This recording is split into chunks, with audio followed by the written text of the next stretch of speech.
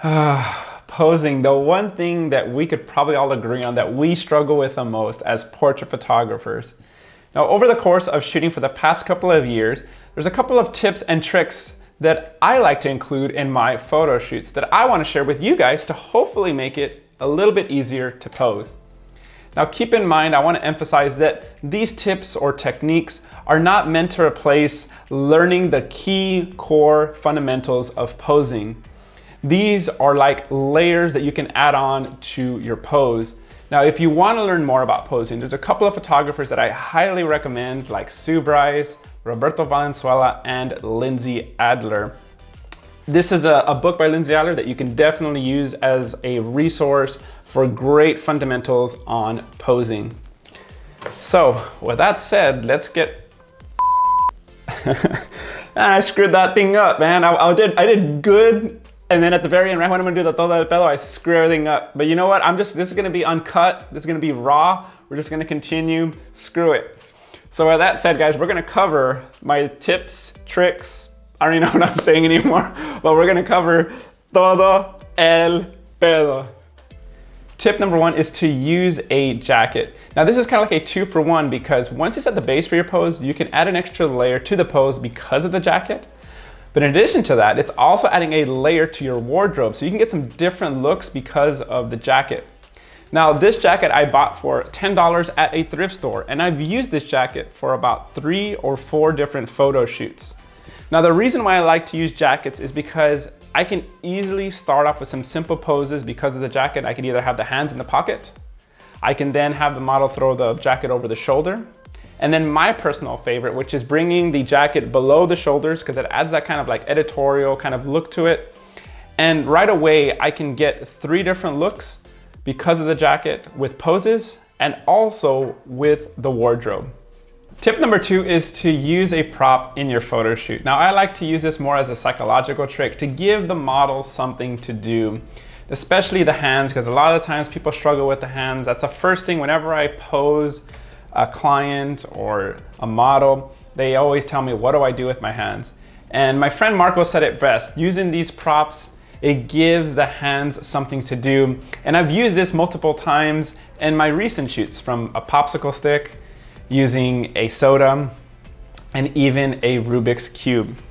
Keep in mind that the prop doesn't have to be the overall theme of your photo shoot, but it can offer some unique posing opportunities because sometimes the prop will give the model some unique ideas for expressions and moods because of that specific prop that you bought.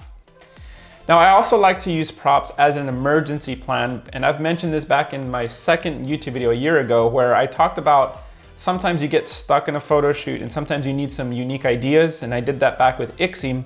Well, I've done the same thing with client photo shoots. I had a senior photo shoot and he loved music, so he was gonna bring some headphones and a keyboard, which was awesome because it kind of fit my technique of use a prop throughout the photo shoot. But I just also decided to bring a chair like I did with ICSI. Now, what was great about that is that now with the props that he already had, me bringing the chair, it was gonna offer some unique possibilities. And as you know, with the chair, you can sit in reverse, you could put the hands on the seat, and they actually purchased a couple of photos because of the chair that I had brought. So don't only think about this for models, but also think about this for your clients as well. Before we get to the last tip, don't forget to follow me on Instagram because I post a lot of helpful content such as behind the scenes photos, photo breakdowns, and have exclusive content on my IGTV where I have live edits from Photoshop to Capture One. And I've recently been doing some culling breakdowns where I show you my entire photo shoot from photos from beginning to end and break down the images and tell you and explain why certain photos are working and what I could have done to improve them. So check me out on Instagram for that exclusive content. Tip number 3 is to use your environment to set the base for your pose. If I'm not using a jacket or a prop, I'm gonna look around in my environment and figure out if I can find something that can guide my pose. For example, as I was at this photo shoot with Priscilla at Azenda, I saw this bench and that was gonna be the base for my pose, to have her sit. And when I had her sit down, all I had to do was just refine the pose, like maybe cross the legs over or just kind of direct the position of the hand. I also had this photo shoot with Danya at this graffiti location, and I saw these stairs and I thought it would be a good idea to have her sit there and lean up against it.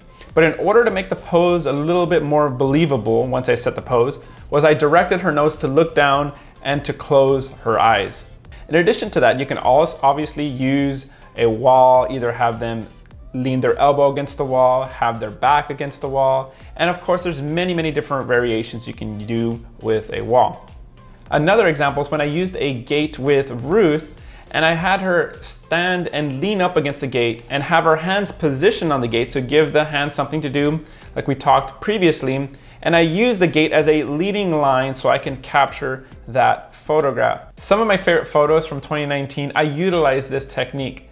In my environment, I found this black car, and I thought it'd be a good opportunity to use the car as the base for my pose and have Monet lean up against the car for two different poses, one standing and one sitting.